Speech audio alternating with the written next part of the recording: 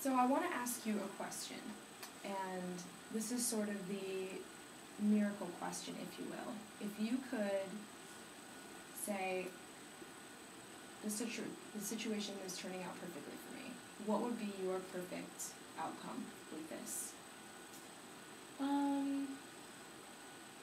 Not having the talk with my dad that I will never cut it as a doctor, and just maybe having him notice it himself and being like, you don't appear to be, maybe getting my parents to notice that this isn't working. Okay.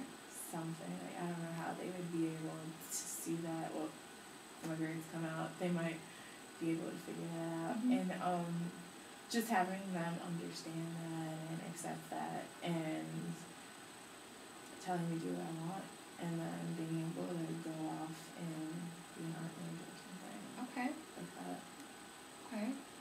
You know, I wanted to ask that to see how you felt about the situation, and everything had turned out perfectly.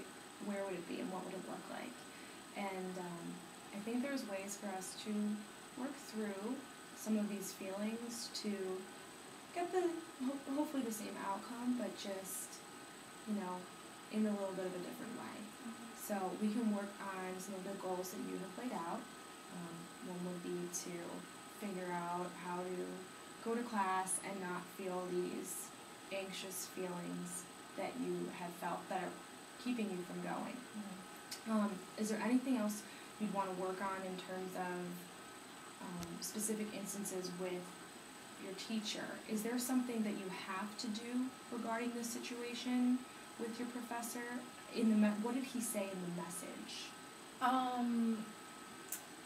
Well, the professor that called me, like I said, I've been to this class, maybe, I said no, maybe I've been once. I have almost never gone. I missed the first day, I missed the first week, like I haven't really been there. So when he called me, I'm pretty much past the point of fixing it. Okay. So this is one of those things where he called me to just let me know that I should probably drop it. Okay. And I don't know, I don't want to go through doing that. And the other class, my chem class, I just wanted to add a little bit more. So I could maybe work through that, but I don't even know how. I missed so much of it. Okay. And I don't even remotely know how to fix that because I just missed too much to do anything about it. But the other one I know. It's just a matter of probably wasting my parents' money. Okay. Because there's no hope. Now, with the other two classes that you're taking, the ones that you enjoy going to, you mentioned photography and your literature class, those are fine. You would say that everything in terms of you attending, your attendance and turning homework in? Yeah. I've never missed those. Okay. I'm doing really well in those. It's really drastic. Well, you need to know as well that is something to be proud of, that you are going to those classes and you're doing well in them. That's something that you should feel good about. So it's just figuring out what to do with those other two is a little bit more of a pressing matter.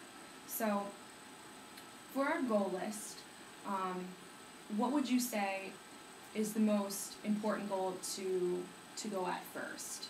We have dealing with the classes and what to do with that, and then also the feelings associated with you getting up and going to class. So what do you think is the best place to start? Talking to my parents, probably, because that seems to be the beginning of everything. Because I don't know, it feels like all of this is just because I can't tell my parents that I can't hack it as a med student. And so maybe I talked to my mom, I've never really talked to my dad that much because he's never around all that much because he's working. And so talking to them and kind of getting up the courage to tell them when things aren't working. If you had to do that now, if you had to do that today, where would you say your anxiety level would be at a 1 to 10? 10. Okay. 10 for my dad. My mom, like Okay. 7. Okay. Still pretty high. Okay, that's good to know where you're at right now.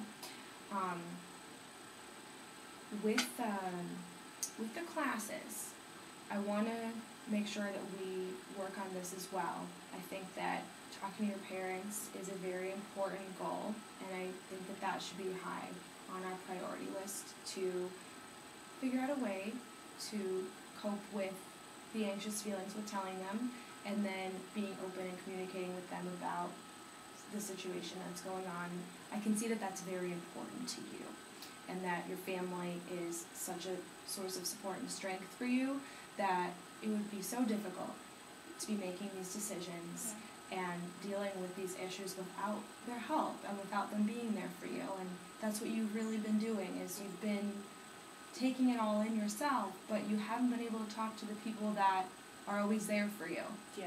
So I can see how that could be so anxiety-provoking and really hard for you. So we'll work on that, and we'll try to get those feelings down and try to get you to the point where you can call them and talk to them about this.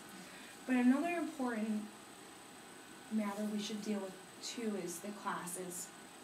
Your professor did say that he would advise you to drop the class.